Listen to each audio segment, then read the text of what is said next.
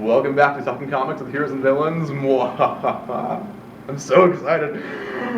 Arnie, what evil lurks in the heart of men? Do you know? You don't know. Perversion. But do you know who knows? The Shadow. Yeah, he does. I'm so happy. I hate everything in life but this book right now. So this is gonna be really infinitely happy. Arnie, the Shadow. Do you like the Shadow in Solid general? book. Solid book. Do you know him in pop culture? Did you watch the crappy 90s With Alec Baldwin? movie? Yeah. Yeah. And the Orson Welles radio show before he ate himself to death. He used to be the Shadow. I never heard the radio show. They're awesome. Where'd you hear them? I have them on my iPod. You can download them? Yeah, they're public domain, I think.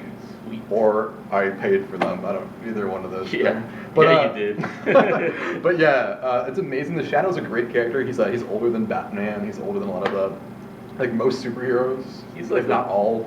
I mean, I don't know if you could technically call him a superhero. There's some supernatural elements to it. Yeah, he's as much as Batman is more than Batman. Yeah, is. he'd be like the first Batman to. Yeah.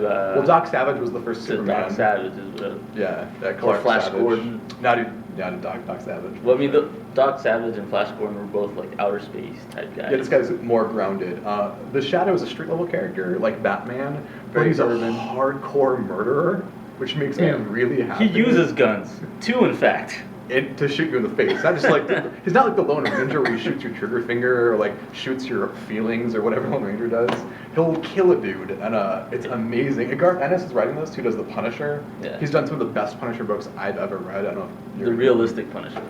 No spandex, no tights. And it's so good. The Shadow will kill people, but only if he feels that they deserve it, and not just like the Punisher, where you did something bad in front of me, so I'm going to kill you. This guy does research. Well, he kind of has an edge because he know what's in men's thoughts. Yeah, he can read your mind. He's kind of psychic. So if you're a insane. true prick, you're gonna die. But in this book, the greatest scene is that he guns down an entire mob. They were all pricks. Gang. But there's one guy in the middle who he sheathes his guns, and the guy never fired. And he's kind of cool. And he says, go home to your family, work hard, and he calls them by his first and last name. Yeah. So he researched everyone and knew who they were before he killed them because they truly were deserving. He's not impulsive. He's very cold. He's very what's the word? Not tactful, but tactician. I think he's autistic too. I think that if he was in the modern era, he'd be perceived as such. He has people that work for him, but he can't connect to them, and he has sex with this person named Margot Lane. Who works for him. Maybe she's related to Lois. This super pinup hot girl who also works for him as an agent of the Shadow, kind of like a sidekick character. But he won't as a girlfriend. He won't cop to his emotions for her though. There's got to be some disconnect. You got to keep it professional. Yeah. You can't mix work with pleasure. He's a playa in the 40s. But yeah, I love this character so much, and I always get nervous to be portrayed poorly. In the movie that came out, I wasn't really a big fan of that. It was too supernatural and not enough murder for justice. Well, the same thing happened to the Phantom around the same time. Yeah. So they just totally desecrated it. And I own both of on DVD and whatever, but it's not the best thing in the world. This is the best thing in the world. It's pretty solid. It left me hanging though at the end. I wanted more. Yeah. I thought it was too short. Awesome. But you get a full story though. You get who the Shadow is, the setup for what's happening in the town, who his alter ego is. He's like a Bruce Wayne, American Psycho type, really wealthy murderer. Yeah, I'd say he's more like American Psycho than Bruce Wayne. God, it's so good. It's so good. And so many comics have been mediocre or bad, or they try to relaunch things endlessly. I thought this might be a modern reinterpretation of the Shadow, which I'm all for.